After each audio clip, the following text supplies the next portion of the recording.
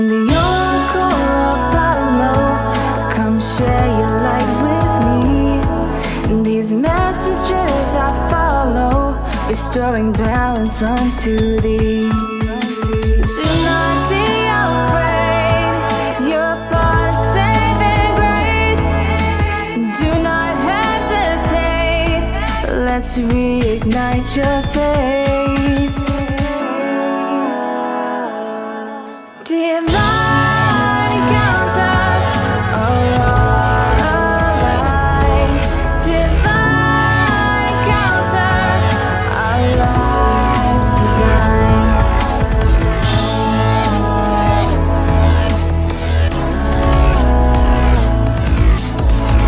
I am the Oracle Apollo. Thank you for having me. I'm back, baby. Boom. Your host is the Oracle of Apollo, Dominique Rivera, and you're watching Divine Encounters. This is a series that allows us to expand our perspective, see through the eyes of others' experiences, and this episode is no different than other, although this is a super special Divine Encounters international episode. I'm going to be talking to you guys about today about 3 countries that I went recently to visit.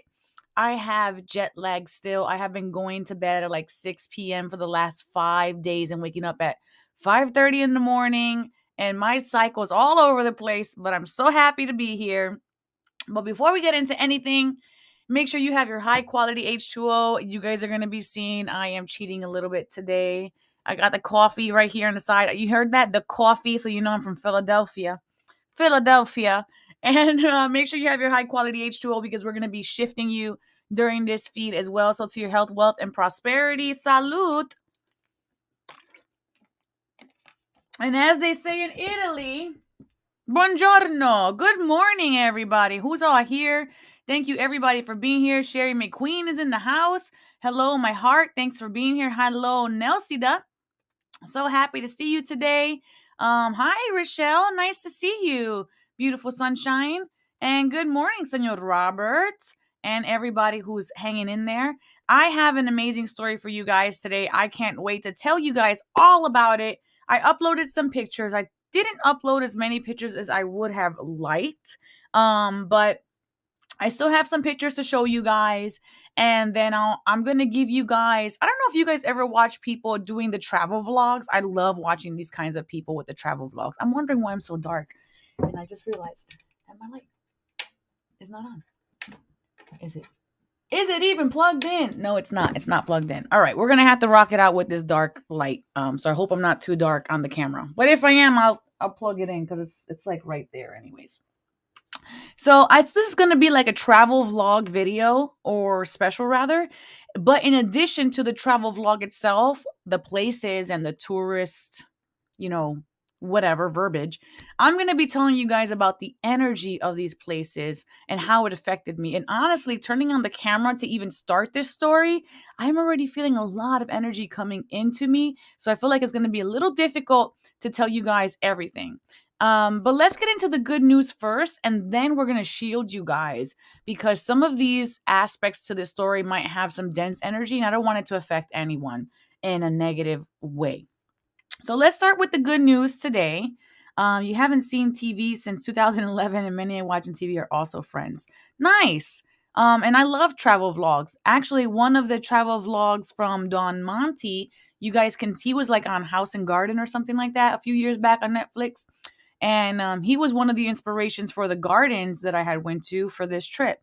If you have no idea who I'm talking about, you can just type in Don Monty on YouTube and then type in gardens, and then you can check out his garden adventures. He goes to like 80 of the most beautiful gardens in the world, and I went to visit 2 of the ones that he talked about. All right, so let's jump into the good news.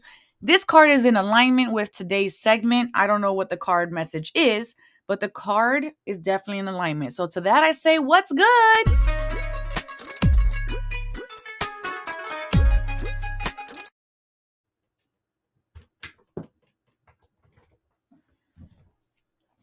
All right, I'm just getting my second light on while I'm here because it's going to bug me. All right, there we go. All right, so the card of today, let's get it big. it says open to discovery, and I see that my camera's not lined up there for you guys quite right. Let me just do. First day back, guys. I've been at this for like 8 o'clock this morning, so please bear with me. Okay, let's go into the Siri voice now. Opening to discovery. The key concepts of this card are the small bits of data you collect from the world to form ideas, to transfer of vital information via the universe, always speaking to you. You need to integrate information and to be discerning about what you expose yourself to. And the message is we tune into information from our outer environments, then assign meaning to it within our psyches. Every day, however, the amount of data we sort through exceeds what we're capable of processing, especially since the advent of the internet. We have been bombarded with more than we could ever hope to absorb. Therefore, it's important to be mindful of what we expose ourselves to. Consistent exposure to unhealthy messages invites us into a cynical, fear based worldview. On the other hand, conscious exposure to information supporting our well being shifts us towards growth and expansion. The choice, though, is not always obviously ours, which is why we must be discerning on a daily basis. The universe is always engaging us. We are a part of it, after all, through synchronicity, omens, and other signs that point toward our best path. Our intuition helps us tune in and see our environment like an oracle. However, this new information doesn't always make sense right away. So, being curious and non resistant is key to learning. Today, be open to receiving important information that may come from an unusual source. The universe wants to help you, but recognizing the way this aid will arrive depends on your willingness to shut out superfluous, I don't even know this word, superfluous noise. Maybe you need to take a break from social media, gossip, or the news. Don't let yourself get distracted. Listen without attachment and see what arises in your life. Expect a message from the universe and you shall have it. How amazing is that? And then we have the angel blessing here, which is creativity. I really like this a lot because this is really the embodiment of this whole segment that I'm going to be sharing with you guys today. It is like the discernment of omens and symbols that come to us and recognizing what is really speaking to us and why it is speaking to us. Wow. What are your thoughts on this for you guys? Do you feel like in your life right now, omens are coming to you or symbols are coming to you? Is the universe speaking to you right now in your life? How is the universe speaking to you in your life? I'm not trying to get a picture of the cup because it has the logo, but we all know what I'm drinking. Hey, Sebastian. All right. So let's get into this story right now. This story that this experience has been something that has been in the making for several years. So we're going to rewind a little bit and I'm going to give you the backstory on why I've taken this particular pilgrimage to these particular places. So a few years ago, when I had my wellness center, HOW Awareness Center, and I mean the brick and mortar building, I had a vision of this saint named Padre Pio, and I didn't know who he was at the time.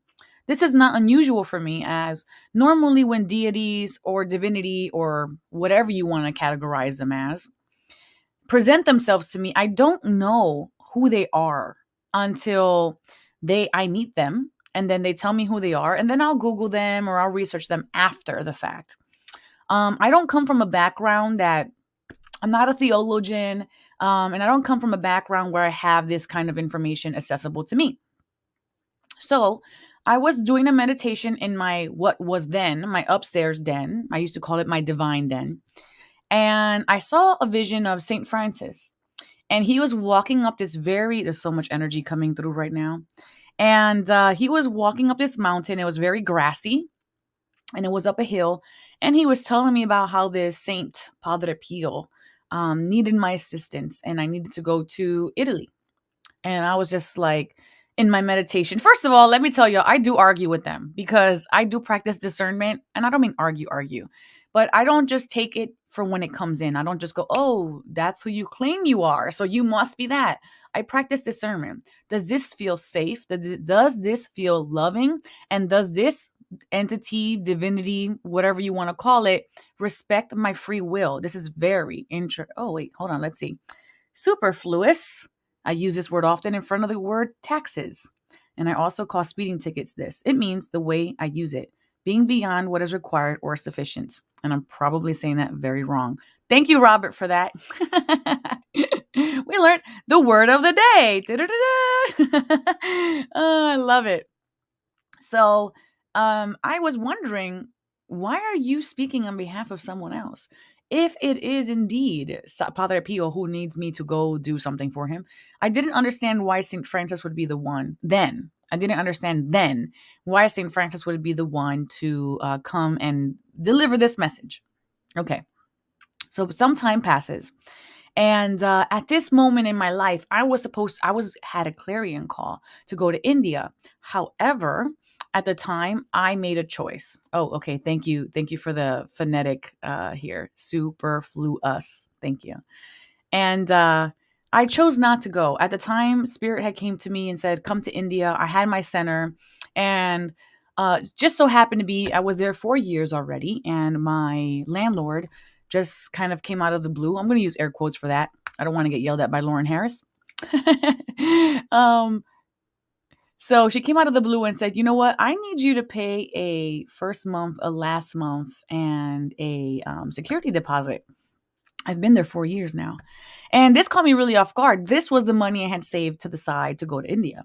So it was March. And so I was like, okay, well, I guess I don't really have a choice. I'm either going to go to India and shut my center down, which I found at the time for myself, not to be what I wanted to do. Now, hear this. I said what I wanted to do, what my ego wanted to do, what was in my comfort zone at the time, okay? Because it would have required me to shut down my center. And I, the human, was not ready for that.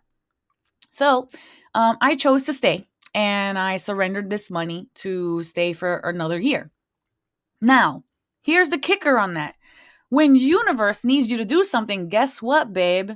You can try to make it on your own timeline. For real. You can try to make it on your own timeline. But it's inevitable. Honestly, it's inevitable, because if something is for you, that greatest thing, that greatest purpose, that greatest call, that you were here, you were placed, you incarnated to be born to receive while you were here. It is for you. It doesn't matter if there's a million other people running at it towards it at the same time as you're walking towards it. If it's for you, it is for you. So when I chose to stay, universe, spirit came to me and said, you have another year here, and in a year you will close. Unbeknownst to me, I didn't know the reason why. I just knew we were closing. So I started announcing to my patrons, my clients, my students, and my friends, we are going to be closing in a year. And everyone absolutely just freaked out, which was understandable. It was a home. How was definitely a home to many, many people, thousands of people. And so taking it away to me at the time felt selfish. But it was, looking back at it now, it would have been a spiritual selfishness that would have been needed. However, I did not heed the guidance. So I was told, you're closing in a year no matter what. All right. So the year's coming, the year's going. My lease is on March. That's like when the year starts to begin again, right? So here I come December, and I'm doing my last Reiki master class. And one of my Reiki masters, ascended masters, teachers, you can't see them, but they're actually down here in some frames. The 3 people who discovered Reiki and brought it to the United States, Mikao Usui, Hawayo Takata, and Chihiro Hayashi. So Chihiro Hayashi came to me in a vision while I'm attuning my last student. And he said to me, that's it. And I said, and I'm the scape of what I'm looking at is mountains and water and like, it looked like China. I've never been to China. And he says, that's it. And I'm like, what do you mean that's it? Oh, energy's falling into me. And he says, you've attuned more masters than I've attuned. And I said, absolutely not. That's incorrect. He said, yeah, you're done. What? I'm done. Now, mind you, I began this whole journey opening How Awareness Center because I was disabled. I was fully disabled. I had to be taken care of. I needed help being fed. I needed help being bathed. I needed help being clothed. I needed help walking. I wouldn't have been able to walk through my entire house unassisted. Okay, that's where I began my journey. In the beginning of my journey, I had made a promise, unbeknownst to me. I made a promise and I said I would teach people to heal, as many people as I possibly could who would listen. And I would teach them, if you teach me how to heal myself, and I will help my family as well. And so 2,000 classes later, literally 2,000 classes later, I'm sitting here in this moment and this overwhelming love from Chukito Hayashi just pours into me and I start to weep. And my student is like, are you okay, Oracle? And I'm like, yes. I didn't know that I was fulfilling a promise. When you begin this journey out of love and out of wanting and curiosity and wanting to help, you don't ever really think there's an end. It's kind of like when you get married, you don't ever think of the possibility of divorce. You're beginning in love. So everything you're doing, every walk you're doing is in love. And so the next day, I went through my book, and I have a book of all my students that have been attuned by me. And yes, I actually did attune more than him. And I didn't know that that was true. And when I saw the numbers, I began to weep because I didn't know that this is what was completing the promise. Okay, so now that's what happened. So during that last winter at How, everything kind of slowed down, and this backstory is needed. March comes again, and as March is kind of getting closer, I'm getting the you're leaving, you're closing. So I start giving away things because we're closing, and I'm telling people, and they're like, "But why?" And I said, "Well, because I was told." So now Padre Pio actually comes back, and it was really bizarre. You haven't missed anything about Italy yet or the countries, Reese. I'm just getting started on the backstory of why I went to begin with. But you're really at a good moment right now. Okay, so Padre Pio finally comes to me in a vision, and I'm at this weird church. It was really bizarre. The vision was really bizarre. I'm at a weird church. And this vision on this particular day was not in meditation. It was just something that kind of becomes superimposed into my third eye, and then the rest of my environment disappears. And this happens actually quite often to me. It's very typical for me. I'm clairvoyant and clairaudient and clairsentient. So, anyways, so I see Jesus, and then I see this false Dom Ignacio. And if you have been following me, you would know I went to Brazil. We're not going to get into that now. And in my last special a few weeks ago, I talked about false Dom Ignacio. And if you want to call him Demon Dom Ignacio, that's fine. I'm just going to call him false Dom Ignacio. And there was a Jesus vision of Jesus fighting off this false Dom Ignacio at this church. And then this big light kind of came in and he vanquished whatever this creature was. And so I was just like in awe, like, what does this even mean? I close my store. I surrender my keys to the landlord because within that same time frame of seeing the vision and about to surrender my keys, COVID hit. And it was announced that everything was closing.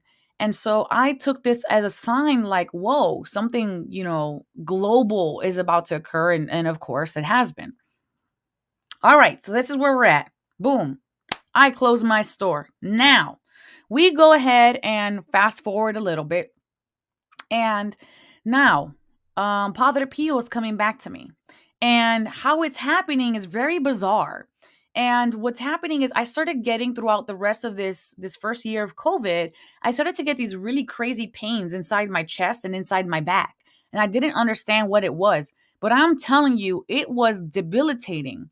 Like the one time I was sitting on my couch and I started to feel what felt like I was just being beaten to hell. Like it really felt that way. It felt like somebody took a whip, started beating me, and I fell off of my couch onto the floor in my living room. And the pain was so immense, I couldn't even speak. I became nonverbal. I started to have, whoa, energies falling into me. Um, I started to have a vision at the moment of what was called the Passions of the Christ. At the time, I didn't know that's what it was called. I was just kind of calling it the day Jesus died. Now, even though I was raised sort of Catholic, this kind of topics don't really resonate with me. In the last 8 years, I've been studying more about Buddhism and Hinduism more than Christianity or Catholicism. Okay. So I was just calling it the day Jesus died. Anyways, so I'm literally laying on the floor, my physical world, but in the astral world, I'm witnessing Jesus being beaten, and I'm being beaten, and I'm physically feeling this. And I'm telling you, this is not like, I mean, like, you're probably thinking, Oracle, how could you have physically been feeling that? Have you ever gotten shot in a dream or injured in a dream and you felt it in your physical body? It was kind of like that moment, all right? So I was physically feeling it. I was crying real tears. I was on that floor for at least an hour in agony. And it ended with being beaten on my back. And then it ended with like a stabby spear coming through the front of the under my ribs. And when that came in, all of my breath left my body. I swear to God, I thought I was going to die. I thought I was going to die this day. I had no idea. I was calling these attacks. I had been suffering these attacks for about 2 years. And it wasn't until this particular day that I had a vision entwined with these attacks. And not that long ago, I actually went to a church nearby my house and I played the recording of the, what is it when you record something while something's happening? I was like voice recording it like right after, like, and I'm like crying and it was really emotional. I won't play the audio for this because it was like really extreme and detailed and I'm not doing that. So I played it for the priest there and he was like, why are you sad by this? I'm like, because I could feel it. You know what I mean? Like, it was so real to me. And so I didn't know what to make of that. It just freaked me out. I'm going to be honest. I was just freaked out. I'm like, all right, what is this? Who knows? So anyways, I put that in a box and I just put it as one of those weird phenomenon that happens to me, because weird things, unexplained things happen to me, which take time to unbox, take time to unpack. It's never really apparent to me why things happen like in the moment. It's like months or weeks that, then things unravel. So, I left that alone. Now, I started to have dreams about this Padre Pio guy. I didn't know much about him, but I'll tell you a little bit about him. Padre Pio is a saint in the Catholic religion. He died not that long ago, like in the 60s. Okay. And he was canonized because apparently he was able to demonstrate signs that Christ blessed him. And that looked like, whoa, energy's coming back in. This is going to happen a lot for me. It was really hard to tell this story to my mom. She got really, really drunk as I was telling her the story. Oh, I'm clearing. Okay. Excuse me. Oof. All right. So he got, sorry that my eyes are closed. It's just too much. So he had stigmata, and stigmata is like the proof that you're suffering on behalf of Christ, I guess. And it was like physical, like you could see it with your open eyes. And there's other people in history who have had this. And then some of them have it internally where you don't see it, but they express it somehow. And then some of them is like external where you can actually see it. So he was coming in my dreams. I had no idea. And I was just freaking out because I was like, please, God, this is real. This is so real right now. Please, God, whatever you do, don't let that happen to me. I don't want that. If I'm meant to be that kind of messenger, count me out. I swear this was a real conversation I had in prayer. So anyways, he was coming and I learned that he was a mystic, which I would consider myself a mystic. He was a healer. He was able to do something called bilocation, which is him being in 2 locations at once. And that's really cool because then you could be getting a healing by him and he can be somewhere else and getting a healing. And as these things began to unfold and I started to learn more about him, I started to see a lot of our similarities. And The bilocation thing freaked me out, and I'm gonna tell you why. I was doing a Zoom call with about 20 people, a healing Zoom call. And one of the people, and actually I'm sure she won't mind if I say her name because it was a public thing that happened. Her name is Anita Mayberry. She's on Angel Air Radio. You can see her. Anyways, as we did the healing, she actually had a broken back. And while I was in Zoom, I couldn't see her. But she said that I appeared, this is in front of everybody, I appeared in her room. Mind you, we're all awake. We're not meditating anymore. Because I get a lot of these stories that I've come to people in meditation or in astral world, and that makes sense to me. This was the first time this happened.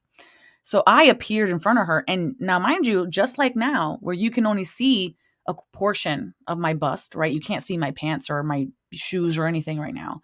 She could see everything I was wearing, and she described me to her. And in that moment, I was healing her. Mind you, I'm sitting in this chair in front of this desk, or maybe it was a different desk at the time, but in this space. And I just didn't know what to make of that. So that was one of the first times, and this is called bilocation. So there is that. So there's all of these things that started to become very familiar to me with this particular man. So fast forward a little more, second year of COVID. And so I'm sitting in the car, and I started to have more of these attacks. I don't even know what to call them, honestly, because they were painful. And we were in the car coming from somebody's house. I was with my boyfriend, Doug. And we're coming in the car on the expressway, like really casual kind of night. Nothing really extraordinary happened. And I hear someone tell me inside my inner clear audience, look. So like my face, like if somebody had their hand on my face, I look, and my eyes directed at a license plate, and the license plate was 7 and 222, 72222. In the moment that I saw the 72222, 222, there was 3 2s, not 4 2s, 3 2s. All of a sudden, I look forward again, and Padre Pio, this is the first time I see him awake, not dreaming. Padre Pio is like in front of the car, kind of like bust, like just the bus, and it's see-through. And it's like in front of me. It like kind of like goes like this, like it's like here, but then it kind of like comes close, and then it's like now in front of me. But then I could see through the bust, and then behind the bust, there's like 2 of him. It was weird.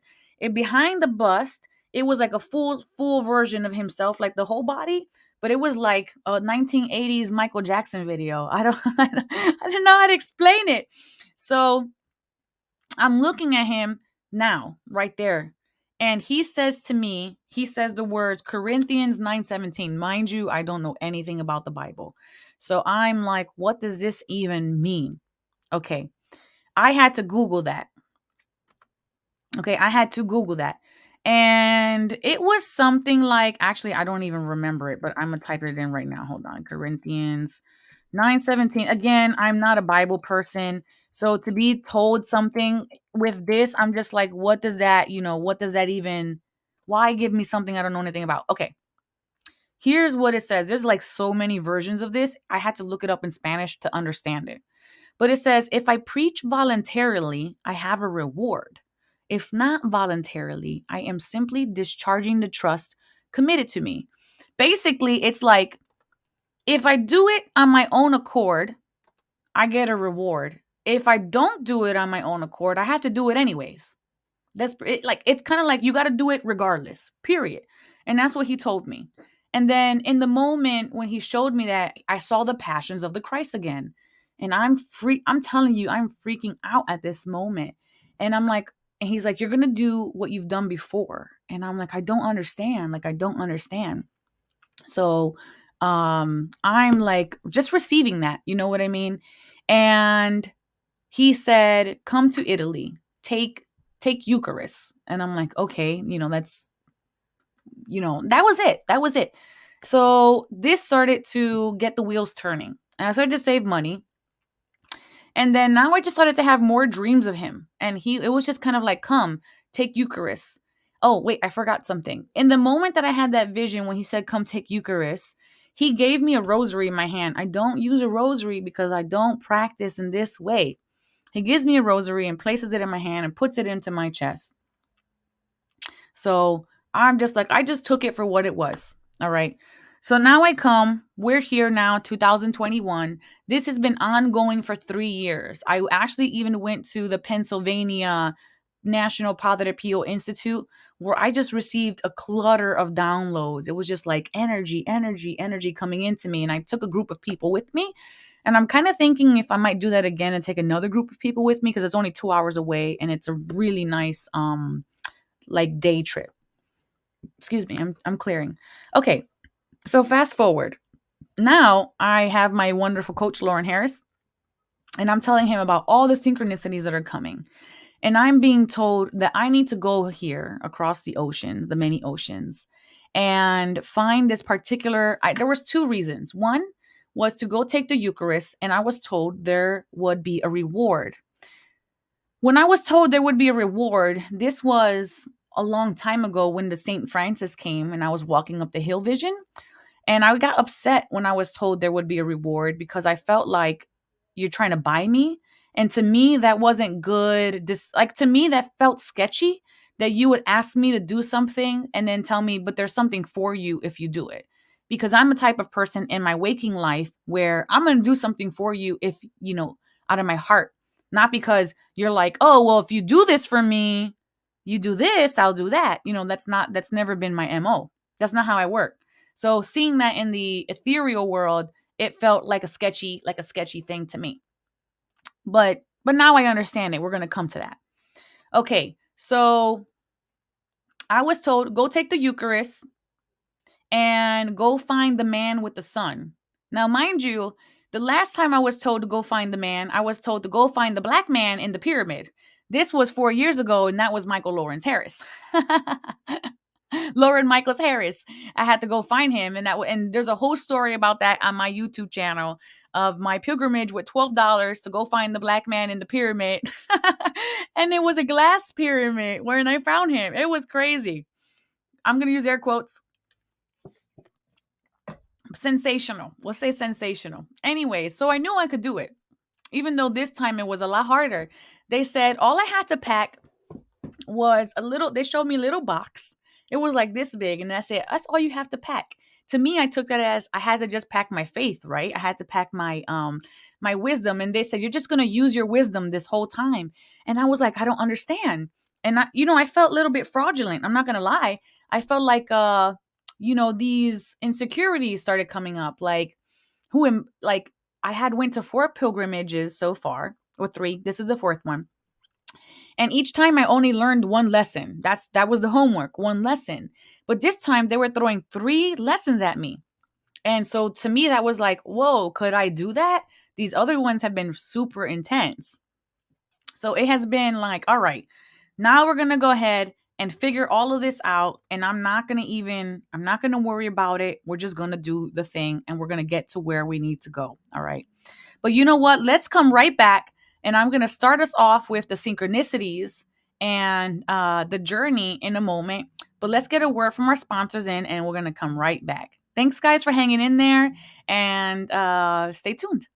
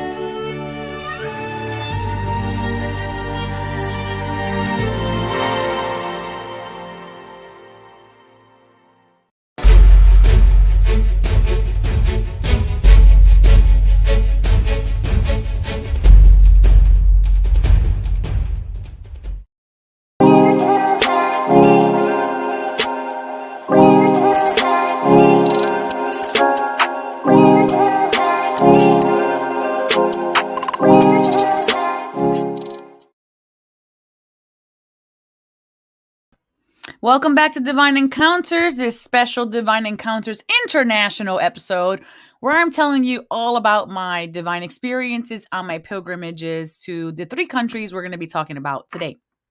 Okay, so back to my story. I'm talking to Lauren Michaels Harris, and he's my coach again. And so I'm telling him about these synchronicities, and he's a channeler for sure. So he's telling me, also giving me validation of some things. And he says, you know what?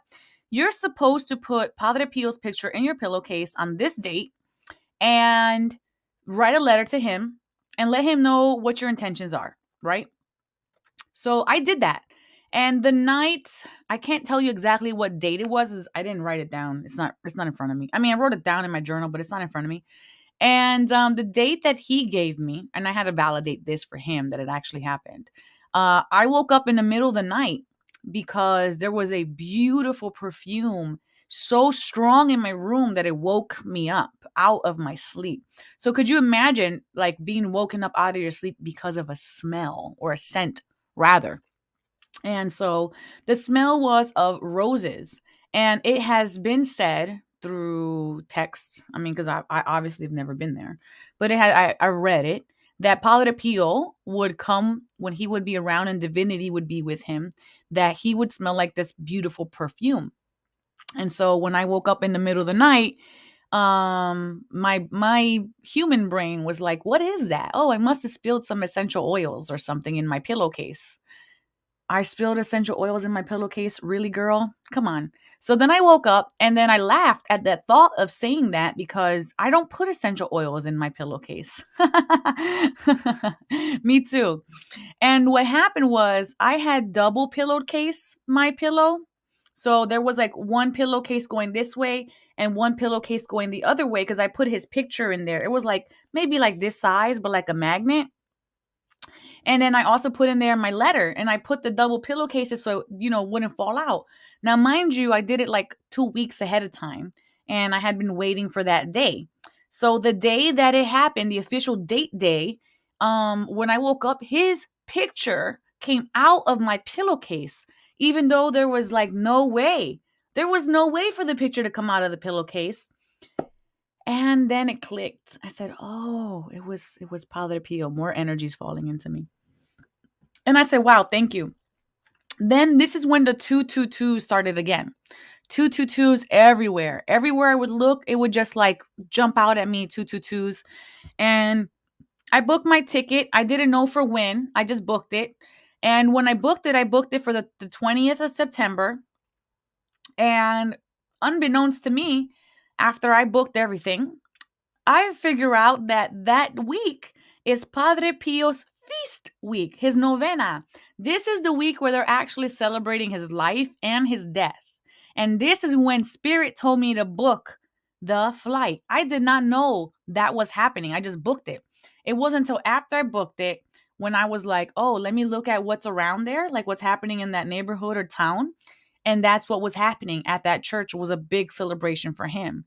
So I was so happy and I laughed so hard. I said, of course, Spirit would book this right at his novena, right? So I told Lauren about it. And, he was like, what? That happened? Like the day that I said, yep. Yes, it did happen. So he was really excited about it. And he was channeling for me that, wow, I see you meeting someone. And it feels like a financial door is going to open for you. And I had already figured this. The guy with the sun somehow would be some kind of financial door for me. So we'll get to that in a minute. And so everything's set to go. I booked my tickets. And while I was booking my tickets, the internet crashed. My tickets got messed up. My tickets got kicked back. So it was a lot of problem booking my tickets. And that is because when you are meant to do something great, okay, you're going to notice that there's going to be these obstacles that arise to deter you from actually accomplishing what the mission is. It is meant to smother your light. Are you the only one with no sound? I would hope that everyone else can hear me. Robert, can you hear me? Let me know. Because up here, I can see that I am plugged in. So I'm not too sure about that. Does anybody else hear me? Can anyone Yep, never mind. All right. Thank you, Sherry. Okay. So I forgot where I was. Okay, so Spirit's like, all right, you're preparing for this now. They asked me to take away some chemicals out of my body before I left. So I did that. I pared down to some basic things. And then I was asked to go to the water. Like there's a special meditation place that I go to where there's a bird sanctuary. And to go to the water with my medicine bag, which I took. And when I was meditating there, preparing myself to leave, I saw that I was being blessed with what they said, the sands of time. And then I saw an hourglass, and I kind of just saw the sand like spill into my medicine bag. And then they said, you are being blessed with the sands of time. And I said, what does this mean? And they just said, be aware. And I was like, okay. And I didn't, that was it. That's all I got from that. And that's how all of these trips are. You get like a little tiny crumb.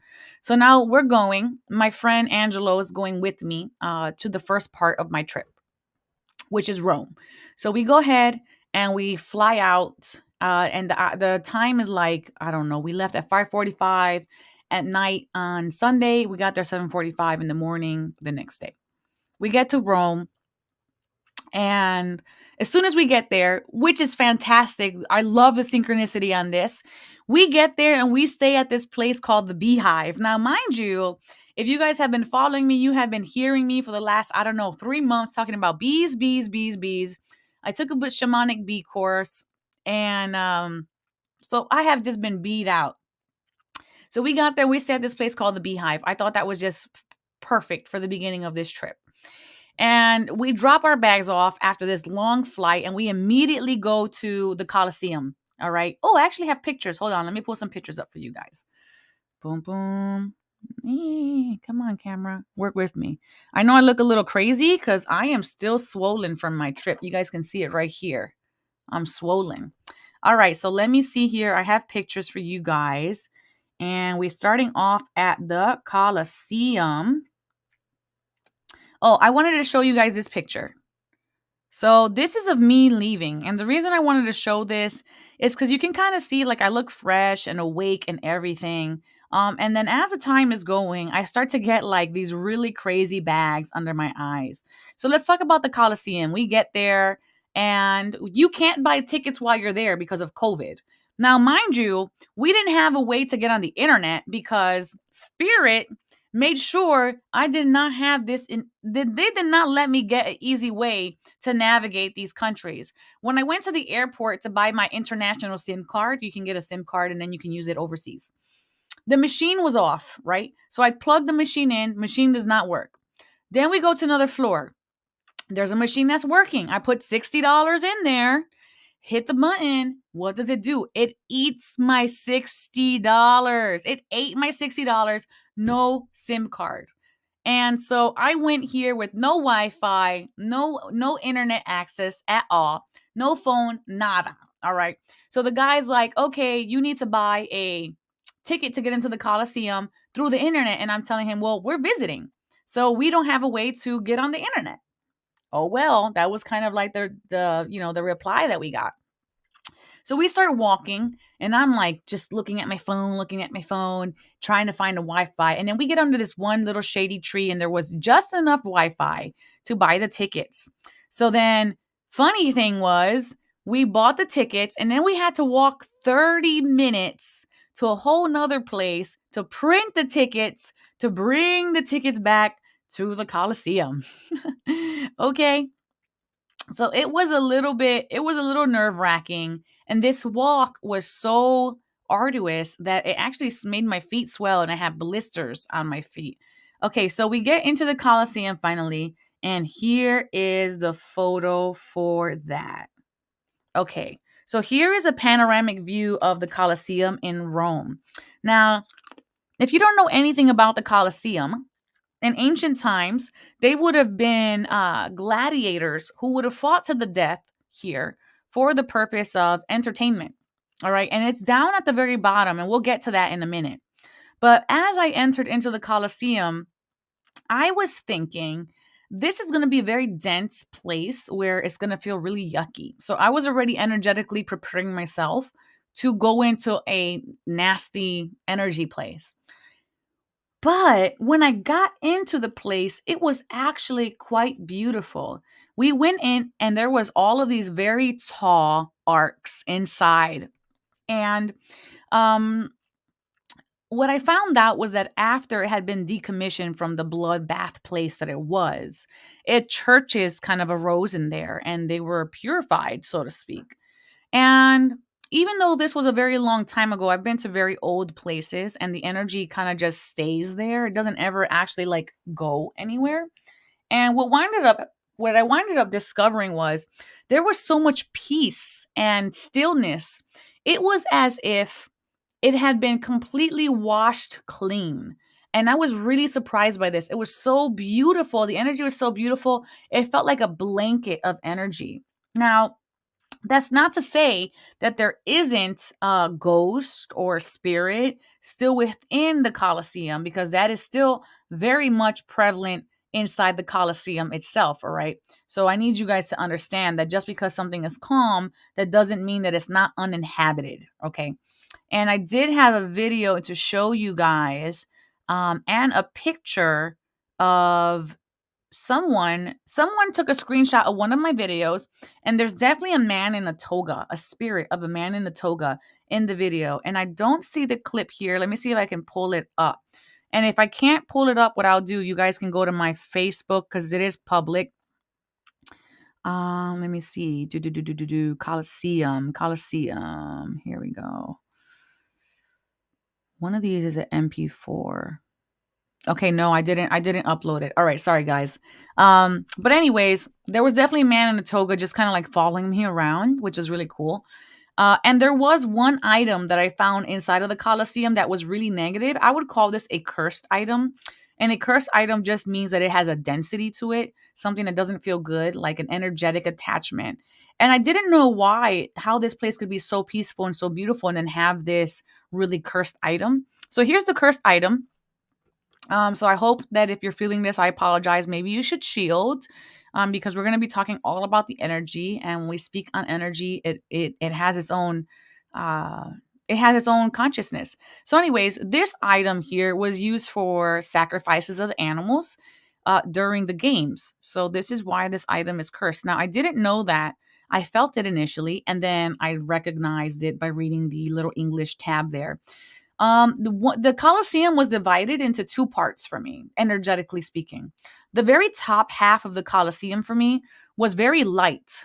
And by light, I mean it felt like the elements or the blessings of the people or just life in general have kind of neutralized all the density of the deaths, the amount of deaths that had happened here.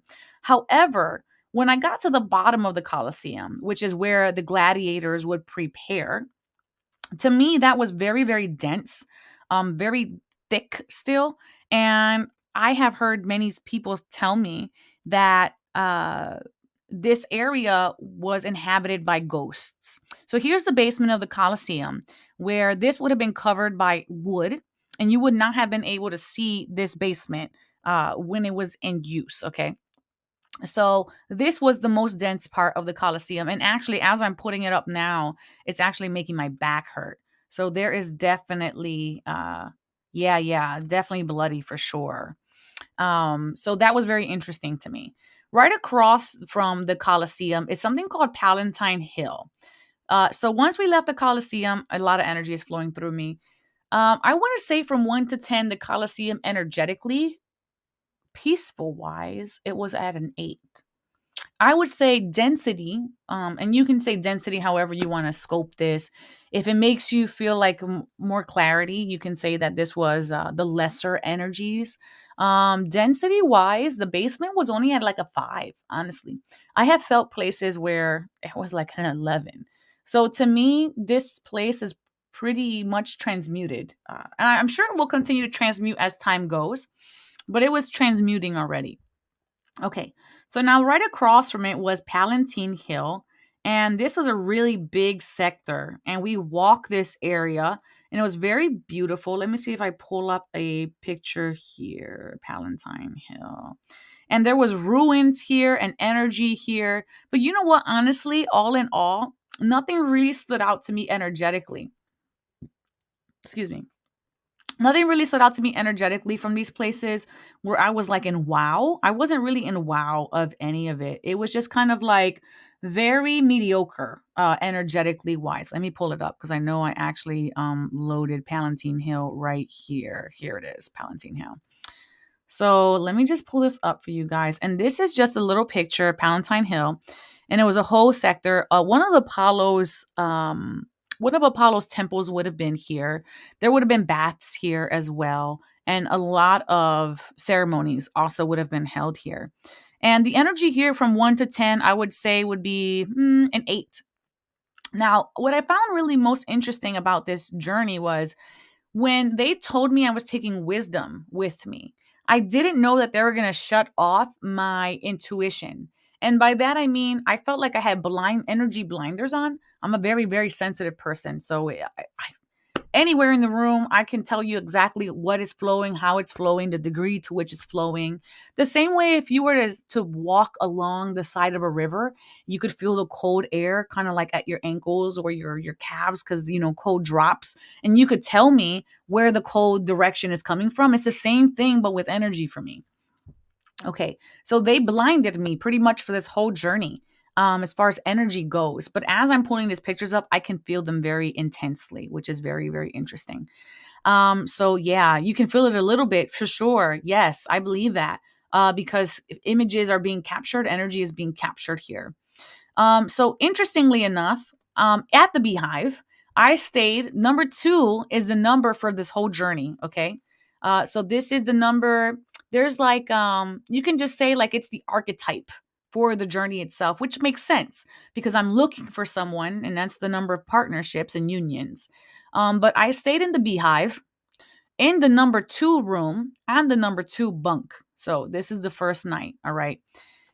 And it was so beautiful. Yes, it was. And Angelo got to go with me for this one. So now the next morning comes, we're back at the hostel. Nothing really else happens that night besides the synchronicity of the bunk in the room. And I leave Angelo behind. Bye, Angelo. And I start to make my way on my part of the pilgrimage, which is to go to the south of Italy, San Giovanni Rotondo, to go accomplish what Padre Pio has set me out to do. And that was to go to his church, to take the Eucharist. And I was really excited because of the feast day. So I'm like, all right. I looked on the internet and it said that there was basically like 6 hours of different celebrations for him.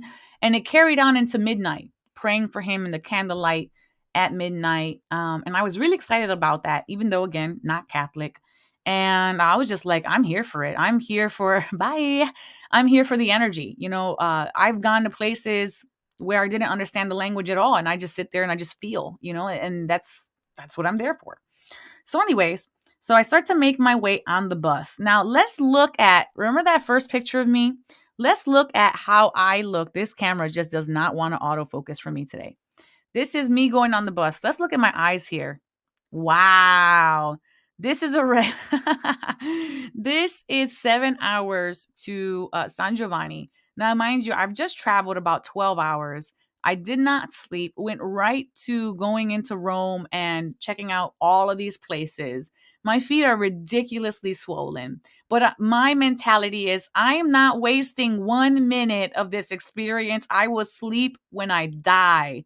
That was me straight up, straight up. So I'm on this bus and we wind up getting stuck somewhere on the way up. And I'm going to show you a picture of that. But real quick, let's talk about the touristy things. So here's me at the bus stop. I got a Flexi bus, the Flix bus. Anybody who's watching, you can take the Flix bus from Fiumicino Airport to San Giovanni Rotondo. And I ordered a coffee. This is the normal coffee size compared to, hello, this is a medium today, right? But let's look at this. This is this full size coffee over there. This was an Americano, which is basically espresso and water. I hated it. And Italian breakfast. Italian breakfast is just, it's usually a bread. They put Nutella on everything. And some of the bread will have like cheese or meats. I saw a lot of prosciutto. And so that was basically an Italian breakfast with your espresso coffee. Just so that The picture is alive. I see it moving. Oh man, which picture was that? Yeah, yeah. Okay, so now we're in the bus, and now I have to pee really bad. We've been on this bus for 5 hours, and somebody is parked up the streets are really tiny. This is like a Greyhound bus to give you like the scope of it. The streets are really tiny, and somebody's like double parked, so we actually can't get by. The bus can't get by, and we're blocking the street. We are blocking the street for about 30 good minutes. And so I found very interesting that the Italian people started to gather around and they started to kick and punch the car that was double parked. They started to kick and punch the car that was double parked. I thought that was so funny. I'm like, oh my God, they were so angry on behalf of the bus driver. I was like, what is happening right now? It really took me through a loop, and I was just like, I just could not believe what was happening. Like the emotion, the passion of not allowing us to get by. So, yeah. And it was a very beautiful ride. It was very hilly. There was a lot of mountain regions. We saw some castles driving by and everything. A lot of energy. And I'm sitting here and I'm talking to the guy who is Oh, the second one. Nice. Nice. I'm sitting here talking to the bus driver. There's nobody on the bus besides me and one other person. And he's like really hitting on me like super hard. He like basically sounded like he wanted to wife me up and take me away to his tomato farm. And I was like, thanks, but no thanks. I don't think I need to live a life of being on a tomato farm wife, but thank you. So I finally get to San Giovanni Rotondo. It's 7:30 at night. And where I stopped at, there was a big number 2, which was amazing. A lot of energy is falling back in. And where I stopped at, there was a big number 2. And what I thought was really cool about where I stopped at was people were so rude to me. And I thought that was cool because I'm an American. I don't know where I'm at. And it was just like I had 10 heads, and that's okay. So I went into this pizzeria that was really close by from the bus stop. And I actually used the bathroom because, Lord, it had been so many hours already. And when I came out, I tried to see if they had Wi Fi so I can Google where my hotel was because I had no clue where my hotel is. Now, there was this guy there in the pizzeria and he was like, let me see your phone because I had screenshot where I was going. And then he's like, well, you have to go this way and this way. His English wasn't very good. So I kind of just took it with like, okay, thanks. And I'll try my best. But his English wasn't very good. So I started walking and then I guess he noticed I was walking the wrong way. So and that's okay. So then he follows me and he's like, "Well, let me see. I'll just help you go to where you're going." And then as we're walking, like his friends started walking by him. So, everyone's saying, "Ciao, Francesco." And that was really like reassuring that he was a local and like not like this guy that was just like out to kidnap me or anything. Plus, his energy was really nice and soft. So, it wasn't I didn't have any fear about the guy at all. And he took my luggage and we started walking. And we walked 20 minutes to my hotel in the dark. I had no idea where I was going, no Wi-Fi. There was really no way of me getting to where I needed to go. So he was definitely like a beautiful angel that was there for me to help me get to where I needed to go. And he walked me right up to my hotel. And I was so grateful. I said, come back tomorrow and let's have a coffee. And then he said, yeah. So then he met me in my hotel the next day. We went and had what he called the best cup of coffee in the world. And honestly, at this point, I will agree with that statement just because I had so many terrible cups of coffee. They were so bad. That little tiny cup of coffee that I had on the bus, I had one of those attacks that I was describing to you guys earlier, like the chest and the back pain. And I passed out while I was on the bus. It was only for a few minutes, I'm pretty sure, because that's normally how long it does happen. And I have that history of passing out, but it was only for a few minutes and I was on the bus, so thank God I was fine. So anyways, so we hang out the next day and he invites me over to have pasta. His dad invites me over to have pasta.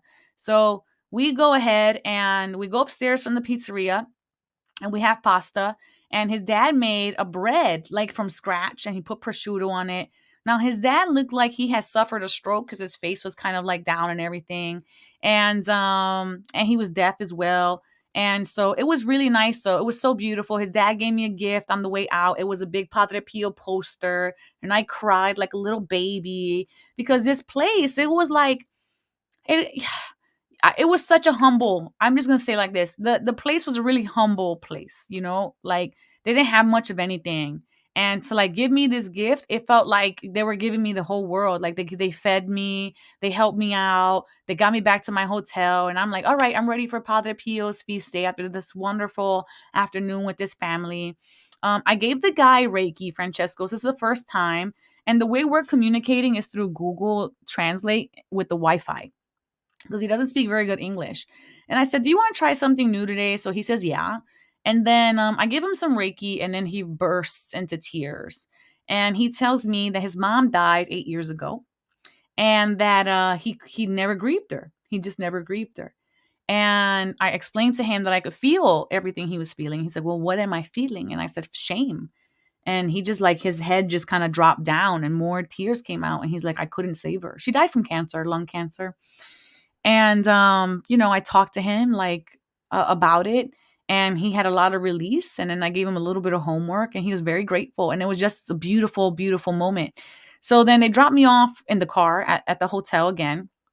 And I walk up a mile and a half, and oh, I'm so glad that you're here. I walked up a mile and a half to the church, to where I was intended on going, to the Padre Pio feast day novena thing. Right now, this is where things kind of like start to blur a little bit because I'm exhausted. All right, my feet are ridiculously swollen. I literally have blisters in between all of my toes, and I had to walk 2 miles up like this. Okay. So then I get there and I walk around the place, but they're closing because mass is gonna be starting. So I'm like taking real quick pictures, which I uploaded on my Facebook wall. You guys told again, it's open to check out. Just click my photos. And then I'm thinking I'm gonna go into the do the prayer. Tell me how, when I go to that section, there's police, and they said to me, I'm not allowed in. I had to pre-buy a ticket. It was like $200, which I couldn't even buy there. I would have paid for it, but I couldn't buy it there. I had to buy it in the morning, the previous morning. So I was so disheartened because I felt like I messed up. I messed up. How did I oversee this? Mind you, everything was in Italian, and there was really no way for me to like had known. But in that moment, I felt really like I failed. So I cried. I mean, I'm telling you, I cried like I was grieving my whole entire, all of my lives. And I'm walking down this hill, these 2 miles, and I cried the whole 2 miles back to the hotel. And there was a guy in the what is that called, in the lobby, and he's screaming in English because he was mad. He drove 6 hours to this church for feast day, and they wouldn't let him in. And he looked at me, and I said, "Oh, I came across the world to come to this." He said that they didn't even put anything. He speaks Italian. I don't speak Italian. That they didn't put anything out to show you had to buy a ticket. So it was like wherever it was, like it was some kind of information you had to know from somewhere else. And I didn't see it. He didn't see it. So I kind of felt less bad because it made me feel like, okay, maybe I didn't get distracted. It was just oversight somehow. So I went into my room and I cried for hours. I mean, like hours, like full blown cry. It was like I lost my best friend. And I was talking to Universe and I said, did I fail? Was I distracted? How could I have missed this? And I fall asleep, and Padre Pio came to me in a dream. And I don't like to say dream. I like to call these more like prophetic travels, or like prophetic I don't think they're dreams because they're messages and you're lucid in these moments. And so when I'm in this state, he walks to me and he gives me so much comfort, and he holds me and he gives me like a reassurance, like a mother would a child that had gone through great disappointment. Oof. And I feel like I'm going to cry from it right now, actually. And it was just kind of like, it's okay. And I was telling him like, I'm sorry I failed you. And I guess I got distracted. And he said, no, you didn't get distracted. You did exactly what you were supposed to do, and that's be yourself and be kind to people. And this person really needed you and you weren't. You did exactly what you needed to do. So then I woke up the next morning happy. And I'm like, oh, I feel so good. Like I got the pep talk from Padre Pio. And I marched my little happy butt with my swollen feet that did not fit in my shoes, put my shoes on, like it's okay. We're going to do it today. I was determined because ultimately, I wasn't there to go to the feast day celebration. I was there to get Eucharist, and that opportunity did not pass me by. So I went back to the church, and the church is a massive church. It holds 30,000 people. It is like a monumental mega church. And from the pictures on the internet, it looks one way, but when you get there, that church that you find on the internet is hiding behind another church. So when I walked past it the first time, I walked past it, and I didn't even know. Okay? And so I come back, I go into the church and I see people praying. I'm like, all right, I guess this is it. Doesn't look like the picture from the internet. So on the website, it says Rosario at one time and then like Mass at another time. So I see people and the time is coming, but the place is not filling up. And I'm like, okay, I must be in the wrong place. So I tapped somebody who just finished praying, which I felt so rude by doing, but I didn't want to miss my chance. And I said, Excuse, Rosario? And then she goes, No, Rosario. And then she points somewhere and explains something Italian. I do not speak Italian, but it was enough to like, it got me by. Like, it got me by. So she explains. And so I left the building and I went to where she explained to go. And then I found the mega church. So what happened was they have the old church, like the first church in front of the mega church. The mega church, you have to go through special doors. And massive. I mean, massive. I'm going to be posting all of my pictures up soon. They're in my camera, not in my phone. But I will be doing that this week. So by Friday, you guys will have that. So I go in there to the mega church and I go into this room, but it doesn't feel right. And I'm like, I'm still in the wrong space. There's 3 chapels inside of the mega church. So then they sent me to another space and I went down and then I found it finally. And then I sat down and lucky for me, I had practiced these 3 prayers before I left because they were the ones that I discovered that Padre Pio would say. And I practiced them, so I knew them in Spanish. I didn't know them in English. They said it in Italian. I said mine in Spanish. And lucky for me, we did the thing. Now Mass comes, and Mass is like 2 hours long. And I don't speak Italian, but I was entertained by the energy. Let me tell you, there was so much energy happening in there. It was like 9 out of 10. And then here's the kicker. Now Eucharist is about to happen. And that is when they give you the bread, like the bread of Christ, the body of the Christ. And so I go into the line and there's a whole bunch of dudes, clergy in white clothes, a lot of them because it's a big place and they're giving the bread of Christ. And he says it in Italian, something body sancti Cristo, right? And he looks at me into my soul when he says it, like, here's the body of Christ. And I'm just like, woo. So he gives it to me. And mind you, I haven't had one of these since I was like, I don't know, 9, something like that.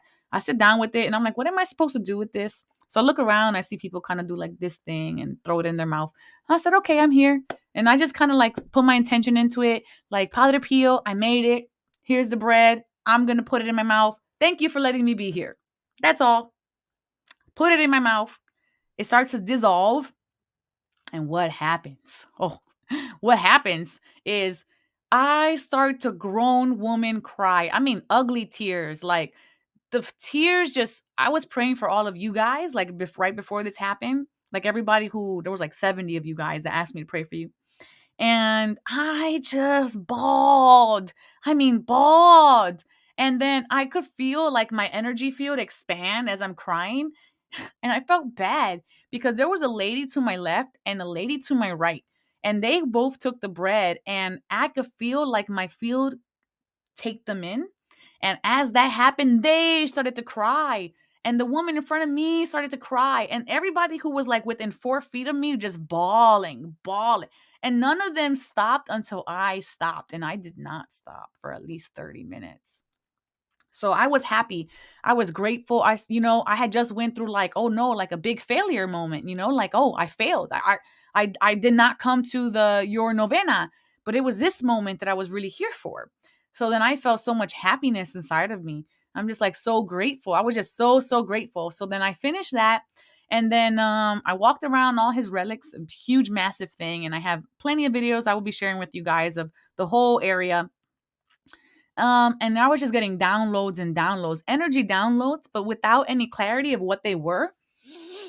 And then so I leave the church and then I start to make my way upstairs, up these stairs, and they're like 50 stairs. And I'm like, oh, my feet are so swollen. I already walked all the way up to the church.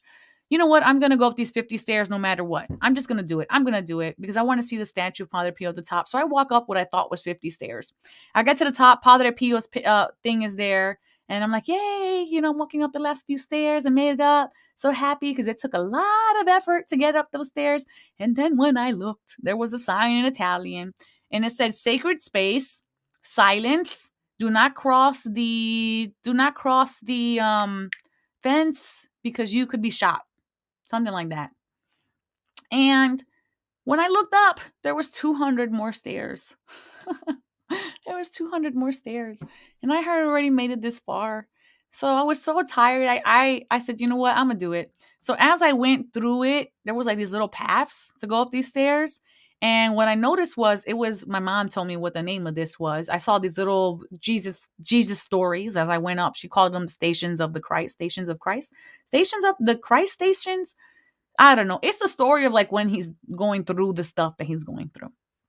And so I saw them all. I get to the top. There was a monk up there, took my shoes off, and I just let my feet kind of relax. And then I made my way back down. As I made my way back down, there was these 4 white dogs just kind of hanging out. And they were all laying down. And people were walking by them. But then I felt a connection to one of the dogs. And the dog looked at me, stood up, came over to me, big dog, like a German Shepherd, but like white. It was weird. And then I pat him real good because he just really wanted some pats. I gave him some Reiki and then I cleaned my hands and then I went on my way. And that was it. That was it for the Padre Pio thing. When I came back, everything was just like 222, 222. It's like, again, the 2 started happening all over again. And I was like, all right, I don't know what this is, but I'm going to keep going. So yeah. Oh, wow. Let's get into a divine experience, and then we're going to come back to the story as what happened when I got back on the bus and went to my next station in Tivoli. So that's the next area that I went to. So let's take a little quick break here and do a divine experience. We're going to clean your energy field. So let me know in the comment section below right now, where are you at energetically from 1 to 10?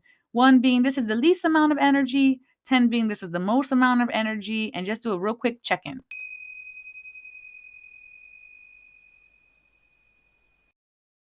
I must tell you, I'm at a good 10, all right? I have been jet lagged, but I'm at a 10 right now. Sherry McQueen is at a 7.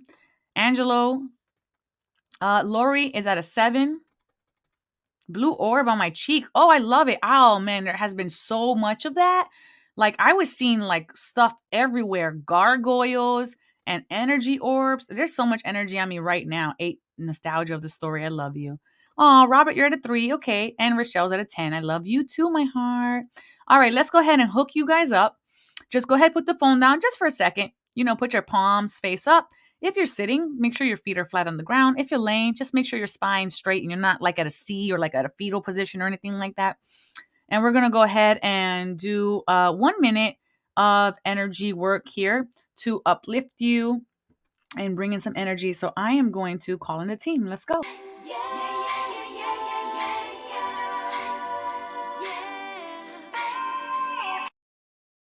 Okay, 60 seconds on the clock, eyes closed, breathing in, and just go ahead and allow yourself to tap into that aspect of you that is meant to open and to discover, to allow curiosity and adventure and joy to come into your life. Allow that knowing of the ancient places to come into you. If there's anything that I connected to on my journeys, allow it to be attuned, activated, awakened inside of you. And it may come as a color. It may come as a sensation, and just notice what you're feeling in your body. Exhale. Exhale all burdens. Exhale all stop signs. Exhale all mountains. Exhale everything that is stopping you from your greatest purpose and your greatest and highest good, and activating all that beauty that is meant for you to thrive within your life. And take one more breath in and let this be a gratitude breath. That today's another day, another opportunity, another chance. And we thank the angels for all of our blessings. And we bring our left and our right palm to touch one another in front of our heart space and we bow. Namaste. And thank you for that. And then just go ahead in the comment section below. Make sure you don't stand right after this because you could fall. You could be dizzy as well. And let me know in the comment section below what you're feeling.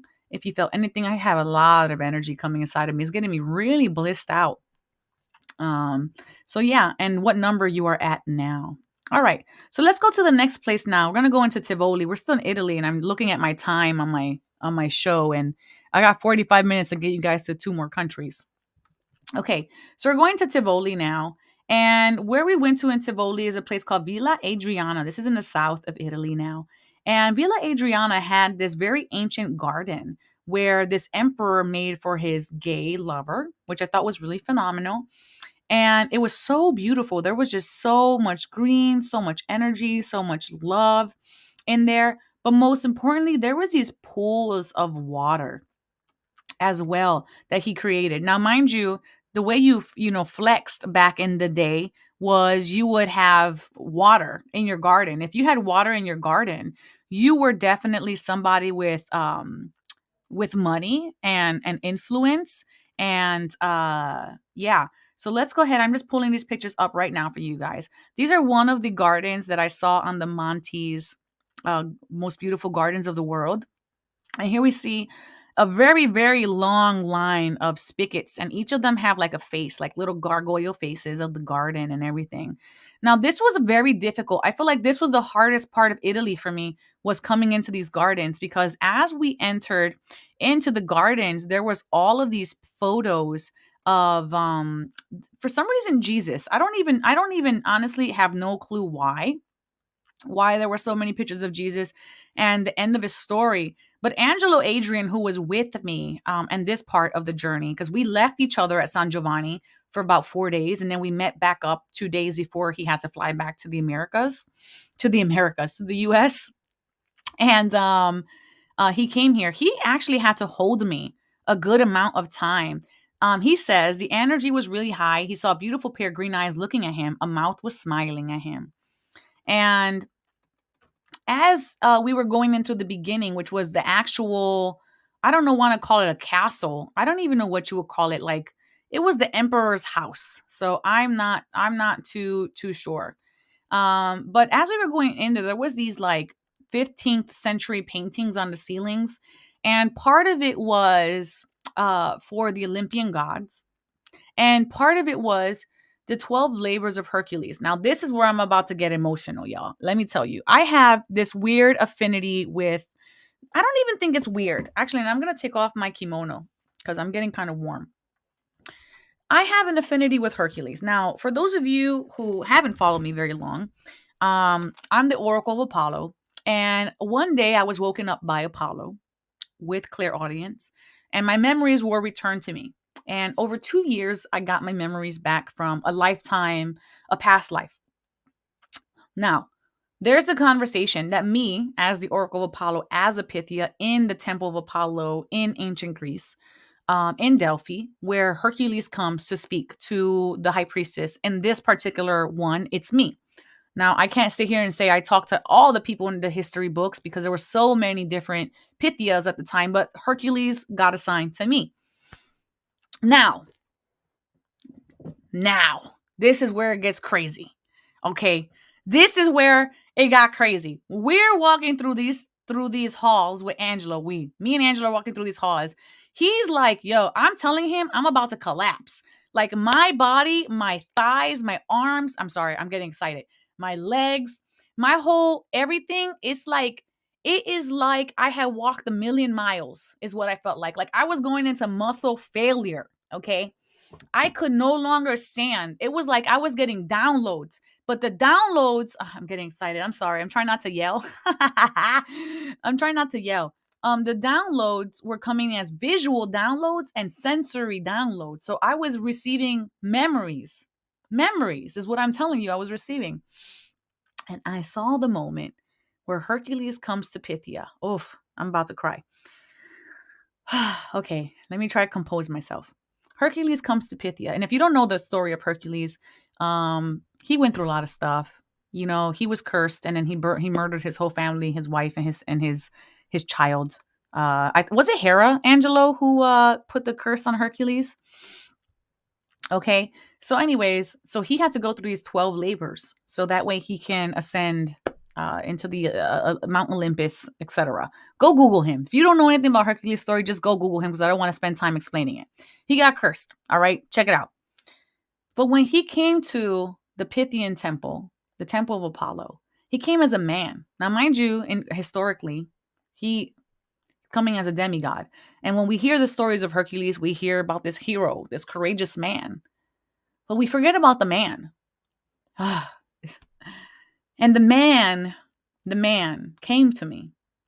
The man before the labors, the man before the trials, the man that is in despair, that is in distraught, that is feeling insane because he did this devastatingly terrible, horrific thing to his family.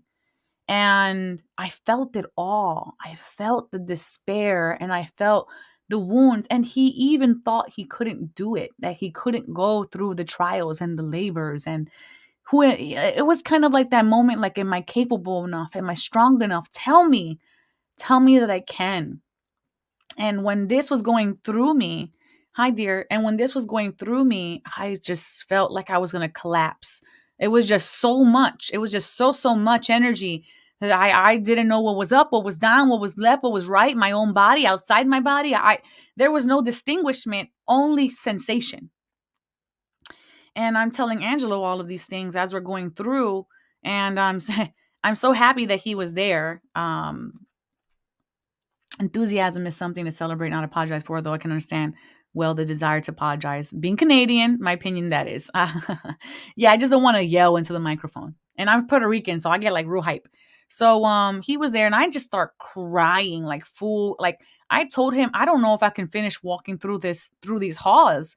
It was just so devastatingly horrific. It felt like my best friend was coming to me and said, look at this horrible thing that I've done, you know, and it was almost traumatizing. All right. It was really crazy. Air quotes. It was really difficult. I retract that. It was very difficult. So we finally get outside, thank goodness. And it eases out. And so we're sitting in front of these beautiful gardens that the emperor had made for his lover. I'm going to show you now. And there's 4 of these giant pools of water in this place. Absolutely gorgeous, breathtaking. And I'm sitting in front of the 4th one and my feet are so swollen. I say to Angelo, you know what, Angelo, let's go ahead and split ways for a while. You go ahead and continue to walk. Because he was able, you know, he was able and I really wasn't. And I didn't want to like hold him back. So I said, go ahead and walk around. I'm just going to sit here and just admire the water and sit and listen to the waterfalls. I don't know if you guys can see in the very back right there, in the very back, there's water geysers like gushing and they're really, really loud. Okay. And I was just listening to them and I laid down on the concrete and I took my shoes off and I put my feet on the very cold concrete. And I'm just listening, and all of a sudden, the waterfall seems to sound far away, even though it was like, I don't know, hundreds of gallons of water, very loud. It started to sound far, far away. And I'm just like, what is happening? And then I started to hear the most beautiful music. And I thought, how fantastic that they're playing beautiful music. And I thought it was behind the waterfall. That's funny. And I thought it was behind the waterfall, like, and you know, Angelo's not with me. So I'm thinking in my head, oh, Angelo must be so happy that they're playing this really beautiful orchestra music, what sounded like lute and fairy and everything, to give ambiance to, you know, the experience of this old place. And I was listening to it for maybe 15 minutes. It was so loud. And I was like, oh, I wonder where the speakers are because, you know, it's really loud. So I fall asleep. I wind up falling asleep and having visions come to me for my next clues of the next places. And the next clues was, if Angelo's watching, I believe that's when I saw a beige couch and the number 2. And there was one more clue they gave us. Oh, yes. A red, yellow, and blue Angelo was here for all my clues. It was so funny. It's like you get one clue, and then once you experience it in real life, then you get the next clue. So then it was red, blue, yellow, flag. Okay. So colors. Yeah, the colors. Thanks, friend. So yeah, he remembers. So then we come back together after a few hours of being separate, and I said, Angelo, did you like the music? Did you like the music? We're having a cappuccino. And he's just kind of like looking at me like, music, like this face, like, what the hell am I talking about? I'm like, yeah, like when we separated, the music behind the waterfall. No, there was no music. I said, yes, there was. I was looking at you when the music was playing. And his face stone cold. Like his face, your face, friend, was priceless. I wish I would have snapped a photo of it. But anyways, there was no music. The music I heard, that it was not real music. It was phantom music, and it was clear as day. So it was not music at all. Energy's falling into me as I say that. And it was really, it was really, really cool. And I was so hype about it because I'm like, oh, he's gonna be so happy. There was music, da da da da, as we were talking about it. No, there was no music. Okay, so that was ethereal music. All right. So I don't know if I'm missing anything else from Villa Adriana. If I do, I'll come back to it. So we leave Villa Adriana, and that's the end of that day. Oh no, Angelo. Okay, I'm missing one. So before we got there, I have to give you the breadcrumbs. Before we got there, the breadcrumb was 777 casino numbers. And when we didn't know how to get to Villa Adriana. And when we got to the bus stop, I saw real big 777 casino numbers up against this little store. And there was this boy there. And he just so happened to speak English. And he was the one who helped us get there all the way to the bus stop. And he walked us a little bit to where we had to go, and then explained to us how to get there. So he went with us the whole way, and we gave him a bracelet as a thank you gift. I always take little gifts because these kind of things always happen. So that was the breadcrumb for that. Okay, now we leave.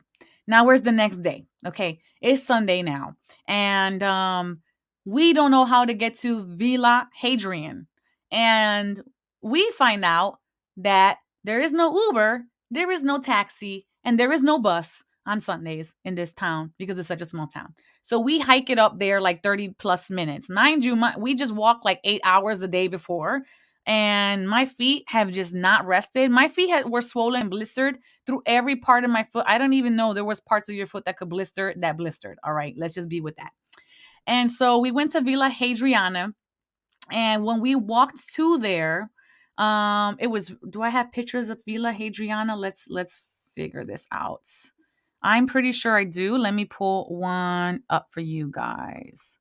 Here we go. This particular place was, again, a place that was made by another emperor. This was a political place, though. And again, this one he made for his gay lover. I guess this was just a trend while we were there. And ancient Rome. And his wife stayed in Rome while he would bring people or his lover to Villa Hadriana. I have one more picture here to show you guys. And there was a lot of ruins here. It was a huge place. Now, this place wasn't as dense, or wasn't as not dense. It wasn't as electric. There's so much energy coming into me right now. It wasn't as electric as I felt the first villa. But as we were walking through here, I felt like I was getting downloads of the sun, from the sun. This had a lot of baths, like Roman baths inside of it, and it was really, really beautiful and breathtaking. And we were able to walk through it. The detail that was in this place was astronomical. Yeah, I know, right? When in Rome. So yeah, this was really amazing. Angela, do you remember anything particular? My brain is just so full of energy right now, I can't even think. But there was just like downloads that came from here, but nothing that is at the tip of my tongue. Okay, so we leave this place then, and we're gonna go to it's the last night of being here, and we're talking about trying to find this person that I'm supposed to still be looking for. And let me see. And we winded up being at this place. This is us here. My face changed. I feel like I tapped into every ancestor while I was going through the places because I felt like I looked like a different person every single place that we went. I really did feel that way. And my mom also pointed it out. She's like, wow, you look completely different in every place that you visited. So I thought that was really interesting. Um, Before I go to the next place, I want to show you guys Padre Pio's body when I went to see Padre Pio. So I hope you don't get triggered. I'm about to show you a dead, a dead person. So let me pull this up, and then one of them is going to be his death mask. So that means it's going to be really close to his face, and then one of them is going to be his body. He was in a tomb made of complete gold, and it was mosaic, and this was in the town before, and I'm sorry I'm like coming out of order. But this was in the town before. So just so you guys know. And then here is his death mask. So let's take this one out. This is the first time I ever did pictures on the show, so excuse me that it's taking me, a few moments. This is a death mask. It's made of wax, so it's not his actual body. I mean, it is his actual body. His physical body is under that, but that is something that was created over his actual face. And I think I did a good job capturing this photo for you guys. Yeah.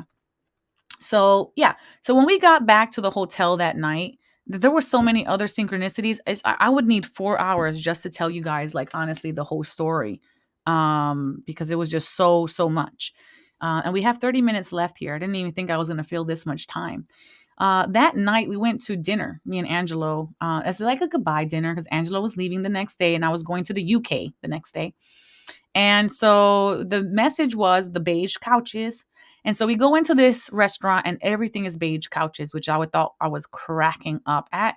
And I was like, Angelo, sit at table 22 because, 2 was my number. So they didn't let us sit there. Thank you, Robert. But when I went to get my green pass, because you needed a green pass, which is basically your card that says you got your shots, you have to use that to go inside of anywhere. When I came back, they actually sat him at table number 2, which I thought was really, really funny. So yeah. And we were sitting in the beige chairs. And then when we checked out, there was a man. He opened his mask and he had flag colors inside of his mask. And I'm like hitting Angela. I'm like, do you see that? Because the colors that I had saw for the flag, the way they showed it to me in the vision, I was looking out of whoever's eyes that was supposed to meet and or find. And it was like it was inside the mask. And when I saw that inside his mask, I knew that was my next breadcrumb.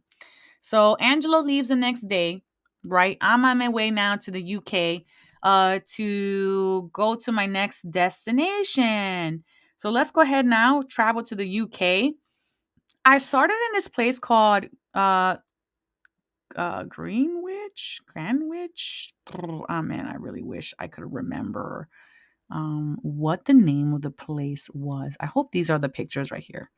Hold on, guys. I'm uploading photos. Oh, here's some pictures of the second Villa Hadriana while I'm uploading the Stonehenge photos. Here's the colors of the beige couches that we got to sit on that night, which was really interesting, which was my breadcrumb. I saw the wolf accompany me in a vision before I went to the airport. And then when I got to the airport, the wolf was actually there.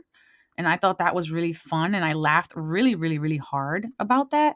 Because I was like, of course, nothing, no breadcrumbs go unnoticed. And here's some more Villa Hadriana pictures here. Some really beautiful photos for you guys. So I don't seem to have any of the Stonehenge photos. But let me just steal them from Facebook super, super duper fast for you guys. At least one. So you guys can get the energy from the Stonehenge. Yep, here it is. I found it, guys. Sorry about that. Gonna pull this up for you right now. So we went to Stonehenge and it took me a 4-hour flight first and foremost. Let me take this picture down. It took me a 4-hour flight to get there, or 3-hour flight to get there. To get to Greenwich. And then it took me a 2-hour car ride to get to Stonehenge. And then it took another 30-minute walk to get there. So it was quite a little journey to get to actual Stonehenge. And so when I finally got there, it was pouring rain. I had a jacket on. Here we are. So you can feel that. So I finally get there, and my friends who are non-spiritual friends, they're definitely asleep friends. which makes it a little harder to do these kinds of things when you have asleep friends. Because they're just looking at photo opportunities and then boom, they're done. So I sat down here, and what I discovered was there was so much energy that came through it. It was like a purple fog that surrounded the bottom of Stonehenge. I meditated. It was raining and freezing. I meditated, and then when I opened my eyes and I would blink, I could see like the whole outline of Stonehenge. You ever like have like a light too close to your eyes, or like a flashlight or something, or you look at the sun or a candle or something, and then when you blink, you can kind of still see it through your eyelids? It was like if it had its own luminosity, like it was its own light, because when I would blink, I could see the outline of Stonehenge. And then, so my eyes are open now, and I start to see a purple swirling vortex of energy coming up through it, and a green energy coming up through that. Now, mind you, Stonehenge is from the Neolithic time. So this is really, really old. And where I sat at, there just so happened to be a bouquet of flowers underneath of where I was sitting at. So I gave that as an offering to Stonehenge. And then I saw Lady Kuan Yin kind of just like right into my face. And I was wondering why she would be there, because again, it's Neolithic time and not really like her time period, or her time, or her part of the world for that matter. So that was really cool. And so we left, and where did we go to next? So then after that, we went to this place called the Mithras, the London Mithras. So now we have to drive back the several miles or several hours, right? So we're going back to several hours to go to the next place, but this was the next day. So I got this picture for you guys. This is from the 4th century. Let me download it real quick. This is from the 4th century. Mithras was a Roman god, and this, where I found this, is not a tourist spot. This is like some weird underground thing that I had to like really, really find to find it. I'm downloading the pictures for you guys right now. And it's an experience for you to experience. So when I went into this temple, which is literally underground London, when I went into the temple, Mithras is the Roman sun god, and they would sacrifice bulls in his honor and stuff. Now, mind you, to me, I say one sun god, all sun gods, because there's only, one sun. So to me, I feel like, if you're worshiping one sun god, you're worshiping all of them. So there was a lot of energy. This is the floor. It has glass over it, so you can't actually touch the ruins, to protect the ruins. And here's the temple itself. Inside has a lot of energy inside of it. And if you want to know more about this, it's called the London Mithraeum, and that is spelled Mithraeum, London Mithraeum. And this was really wonderful. As I went in, I thought it was very interesting, because as I went in, I started to get like something in my throat, like something blocked my throat. And then I started to taste wine. Mind you, I haven't drank in like 8 years. I started to taste wine and honey, and I got drunk while I was in here tasting this liquids going down my body. They played some old Roman music here. Not Roman music, I apologize. Roman chanting, to kind of like give you an idea of like what was going on in this particular location. I thought that was really neat. Now, what I didn't tell you guys was that when we were in Tivoli at the gardens, this woman asked the gardener, or the keeper of the grounds, to climb up this 12-foot ladder and grab these grapes that were sitting at the very top of this archway. Then she offered me 2 bundles of the grapes, which I thought was really sweet. I didn't speak Italian. I gave one to Angelo. She said to me in Italian, "Wash these." So I went to this fountain, really old fountain. There's fountains all over Rome and Italy to drink out of. And as I washed them and I looked up, there's actually a statue of Bacchus. Bacchus is the god of wine, Roman god of wine. And I thought that was really funny. I'm getting blessed. This is a blessing. Someone blesses me with grapes, which I then washed in front of the god of wine, just coincidentally. I'm going to use air quotes, but that's synchronized. And then now I'm at this place tasting the wine and feeling my power coming back into me from ancient times. And I felt cords disconnecting from me. Back in the time when this place was an active temple, it would have only been allowed for men. And then when I read the history around it, I learned that Bacchus was one of the deities that they would have worshipped in this particular temple, which I thought was really, really, really funny. Very, very, very funny. I just laughed. It was just comical to me, because these things don't surprise me. You know, they really, really don't surprise me. Okay, so that's it for there. Now I'm gonna leave UK. I'm like really trying to finish this up because we got 15 minutes left. Let's jump into Portugal. The last couple of places, mind you, still throughout this entire time, I'm still seeing the numbers 2222. I have not found my person. I did complete the first part of the mission, which was take the Eucharist. I have not found my person yet. So I'm on the lookout, and I'm telling you, I am walking 15,000 steps a day looking for this person. And you're probably asking me, Oracle, what person? How did you know what the person looks like? I don't know what the person looks like, but I knew that when I found him, that I would know who it was. All right. So that's just the way I roll. And so next destination is Portugal. And we start winding up at Lisbon to begin with. So I'm going to show you a couple of pictures of Lisbon.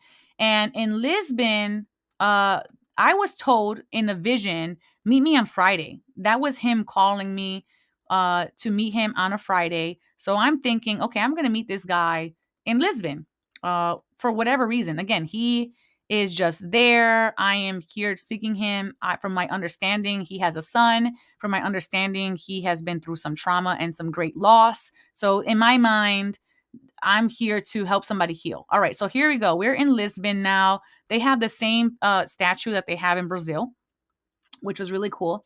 And then my friend is like, all right, we're going to take our luggage to the B&B. So I had to pick up all of my luggage because we had to climb these stairs to get to the B&B. Yay, more stairs. I did a lot of climbing. Yes, I did do a lot of climbing. Okay, so that was very fun. And the climbing just never stopped. Let me just be real here. The climbing never stopped. Let me find. Okay, so now I'm trying to find this person. We're in so many places. We went to some ruins. There was a lot of energy in this place. This place is so beautiful and so old. It has such a tragic history and how it began. I'm going to show you a lot of the places here have tile work on the walls. There was one time where this place was hit with an earthquake and hit with such a big tragedy. So many people died that they started using bones for wood for making buildings. And I think part of that was making tiles out of bones. So it was really, you know, like, wow. All right, so let's jump to Óbidos because Óbidos Castle, this is the third and final place. I know I'm skipping over some places here. I'm sorry, guys, but we're running out of time. There was a third and final place was Óbidos Castle where, let me find the Óbidos Castle, where I had a time loop happen to me and it really freaked me out. So I'm walking through this really old, ancient castle. Oh, wait, no, I got to download this one. I'm walking through this old ancient castle and I see these guys and they're walking by me. And it's crazy because when they're walking by me, I looked at them and I'm like, oh, there's something unusual about them. There was this like really, really crazy energy with them, right? So then a few moments later, I don't know why, I decided to follow them with my eyes behind me. And as I followed them with my eyes behind me, it was just really bizarre because something about them just forced me to look at them. And a few seconds later, as soon as I turned my head again to like look forward, they were in front of me again.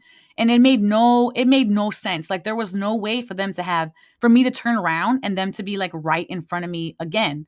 Like it was like literally impossible for that to happen. And I was freaked out. It was like the middle of the night. I'm walking by myself and there's these freaky two dudes walking by me again. And I swear it was a time loop. It was so freaky. But one last thing from Lisbon before we finish talking about Óbidos. And I'm just watching my time. There was this guy and we learned something about fado, which is kind of like the blues. And I want to play this clip for you guys because he was channeling as he was singing and some of you will feel it. So here's the clip.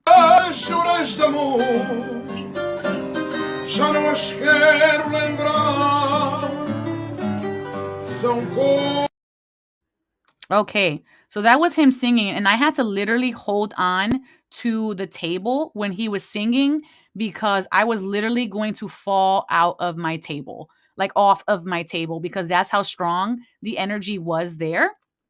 and I just really couldn't deal. Like, it was something I had never experienced. I'd never felt somebody channeling while they were singing, and the spirit of whoever he was channeling was definitely with him.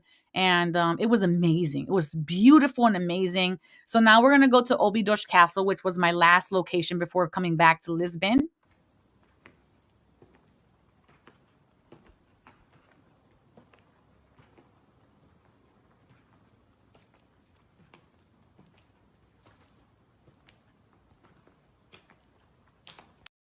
That. So that is Óbidos Castle. There was a lot of mixed energy here. There was a lot of negative energy with a lot of positive energy, and it seemed that the energy would shift depending on the time of day that it was in. So in the daytime, the castle grounds was actually quite peaceful, quite beautiful. But then in the nighttime, it felt like the shift of energy was a little bit more darker, a little bit more dense. However, I did feel like I was protected the whole time. So I didn't feel like at any point like I was actually like in danger. But yeah, so here is Óbidos Castle in the morning. Let me pull this down. I'm downloading some pictures for you guys right now. And yeah, one more picture right here. And when I got to Óbidos Castle, do you guys remember I was talking about the picture, the visual of the flags? So when I didn't know if I was going to find my person, the pictures of the flag, that picture of the flag came to mind. When I got to Óbidos Castle, the crest colors of Óbidos Castle was yellow, red, and blue. So the flag that I had saw wasn't a modern flag. It was actually the flag of this place that I was visiting here, Óbidos Castle in Portugal. So I thought that was really amazing that that was here. So I'm like looking for this person up and down all of these walls, and the clock is winding down, and I'm feeling like maybe I missed him. Maybe I somehow messed up, and I just didn't make the grade, and I started to feel a little bit disheartened that I hadn't found him yet. Because when I go on these, my missions are done pretty quickly, and then I kind of get to enjoy whatever the rest of the time is. But then I do something called bibliography or bibliomancy rather. And when I did my bibliomancy, I asked the book, The Fifth Agreement, because that's what I'm reading right now. What is the most important thing for me to know right now when it comes to this mission? And so I flipped to the page, any page, and the message was have faith, the power of faith. That was the literal thing that I landed on, was the power of faith. So I recognized, okay, I haven't missed it. So now I'm 24 hours right before the end of my trip, okay? And I'm like, wow, I have not found this person. So we're in the car and we're headed out back to Lisbon after Óbidos Castle, and a big neon light literally turned on as we're in the car, and it said 24 hours. And I recognize that as, okay, 24 hours is what you have left.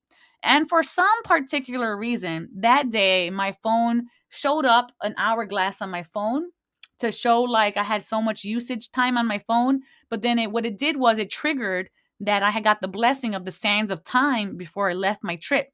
And so I recognized, don't worry, the sands of time are with you, the blessing is with you, is going to happen. And then 222 222 222, it just kept coming and coming. So when I felt that disheartened feeling, it started to just kind of like dissipate, because I'm like, all right, I'm actually on the right path. I just have to keep going and be in faith that this is going to happen for me. And so I'm on my way now. The night before, I'm back in Lisbon. We're going to skip ahead to the airport. So now I'm on my way to the airport. And I thought that was really interesting, because I'm like, he has to be in the airport, because this is my last stop. You know what I mean? The last stop is the airport. So at this point, I'm sitting at the airport. I'm really not paying any attention at all to anything around, because I have Wi-Fi at this point. And so I'm looking down at my phone, and all of a sudden, I get this really crazy sensation inside my body. And it was like a perfume, so to speak. And the perfume was just so beautiful. It wasn't like an external perfume where you could actually smell it. It was an internal perfume where I could feel it inside my senses. And it forced me to look up. And I was scrolling through my Facebook at the moment. And it forced me to look up. And then when I looked up, I saw that it was coming from a man.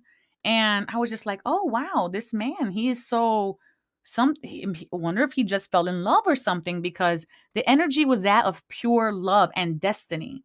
Now, it didn't click for me at all that this could probably be the person that I'm looking for. Okay. So I thought it was interesting that I felt that. And then I kind of just ignored it for whatever reason. I guess my brain was just already fried from 14 days of literally spending 10 hours a day looking for this person. And then I looked back down at my phone that was open on Facebook, and the Facebook memories was open on it. And it was open to a picture of St. Anthony, and it said, "You found it. Purpose." And I looked her up immediately, and I'm like, oh my God, what am I thinking? It's the guy, it's the guy, it's the guy. So he comes and he sits in front of me in this section of chairs, and I started to get real nervous. I'm not a person that gets nervous. I would talk to anybody anywhere about anything. And I could not bring myself to stand. I'm like, okay, I'm gonna stand. You know what? When I get in the line, I'll talk to him when we get in the line, because the line's real long to get into the airplane. I'll talk to him when I get into the line. And then I didn't. And I didn't stand up. And so I stood up. I don't know why I stood up, but a spirit stood me up, and I'm standing there awkwardly, just staring at him. I'm standing up so awkward. There's no reason to stand up. The line's not moving. So then he stands up, and he kind of turns around to see like what I'm looking at. When all of a sudden the lady who works on the airplane, she's like, okay, if you have a paper ticket, come this way. So it was just so happened that she said that while I was awkwardly standing, and then we both walked to her. I give her my ticket. He gives her ticket, his ticket. He goes to different line. I go to different line. I'm like, oh, I lost my chance. So I saw he put on a beige hat, and we both get in the plane. But the plane's a huge plane. It's like 2 rows, aisle, 4 rows, aisle, and then 2 more rows. So I'm in the back of the plane, and I sit down, and I'm like, no, I missed my chance, right? Like, why didn't I stand up? And I see this guy coming in with this beige hat and his perfume energy, like really, really strong energy. The only thing I could feel in the whole 400 people plane is this one person. The only thing I could feel in all of Portugal, in the airport, everything was this one person. And it was like blinders on everything else except this one person. And so go figure, he sits like 12 rows ahead of me, but all the way, I'm sitting up against the window, and he's sitting on the other side of the plane up against that window. So like 8 aisles over, or whatever, 1, 2, 4, 5, 6 aisles over. So then I'm like, okay, I had a plan. We're in this plane 8 hours. I'm going to walk up to the bathroom, and then I'm going to walk around. When I see him, when I see the bathroom full of people, I'm going to walk to the other side of the bathroom so I can cross the plane and have a reason to cross the plane, and then go introduce myself. That was my plan. So now I have to use the bathroom. It's time to do it. There's people waiting in line. So now I can have an excuse to cross the plane. And then I couldn't cross because there was people listening to the TV, and the TV all had little strings coming out of it with their headphones. So I couldn't cross. And I said, oh no. So I'm like, I really have to go to the bathroom. So I went to the back of the plane, away from his bathroom. When I got to the back of the plane, he was standing there already in my side of the plane, at the back of the plane. And I saw him go in the bathroom. And so I stood on his side of the bathroom in the back of the plane. When he came out, I just kind of went like this. And he came over, and I said, do you speak English? And he said, yeah. And I said, hi, I'm Dominique. I saw you in the airport, and I could feel your energy, and your energy is so beautiful, and it's like a perfume, and I feel like you're about to just really fall in love or have a really big destiny moment. Something fantastic and great is about to happen for you. And he kind of like pulls away from me for a second, and he goes, are you a psychic? And I said, well, something like that. And I continue to express like how his energy feels to me. And he was smiling, and he had like really pretty, kind eyes. And he was said, thank you. And then he goes, well, is there a way for me to connect with you? And I said, yeah, I'll give you my Instagram. So then he was like, you know, I'm so happy that I bought the internet package on the plane. And I smiled, and I was like, we have masks on, so you can't really see anything. And I said, well, I'm glad you did too. And we exchanged information, and he went back to his chair. And then I went back to my chair, and then I had to go to the bathroom a few hours later again. And when I did, he was standing there again in the same spot at the same time. And this time I got so nervous, I actually hid behind the bathroom and I could not talk to him again. So I just couldn't do it. I don't know why. I just could not. I just could not. And then when we got off the plane, even though he was 12 miles ahead of me, we got off at the same time. And even though like I was going up the escalator and he took the stairs, it's like he slowed down his pace to follow me. Like he was like in my peripheral. I don't know if that makes sense. He was in my energy field the whole time coming off the plane. We didn't say anything, but he was just there. Like I'm going up the escalator and he made it a point to walk on the stairs beside me going up the whole time. So it was like the whole time from the beginning of walking into the airport to the moment that I left, the airport section of where the plane was at, to the moment I left, we were in the same periphery together. So it was definitely divine timing. And my airport gate was number 44, which I thought was hilarious because that's the number of finances. And when I looked at his Instagram, he was in Lisbon Friday night, and I did not see him. But I actually met him on a flight going to Canada. So yeah, so I found him, and that's what everybody wanted to know. And so what's next? I don't know. It took me and Lauren Harris 2 years to figure out what we were supposed to work with each other for after I discovered him when I went to find the black man in the pyramid. So yeah, it was a great trip. I know I'm missing a lot of details, but I wanted to share this with you guys. I hope you guys come back at 7 p.m. tonight where we do your weekly horoscopes. And that's all. If you guys have questions, put them in the comment section below. Share this with your friends. I hope you guys go forward and create your own divine experiences. I think everybody should travel by themselves at least one time in their lives so that you guys can discover aspects of yourself that fundamentally are just obscured because of our comfort. And when we are out of our comfort, things unfold for us. When we allow ourselves to listen to the signs and the omens, destiny awaits us. Fate happens.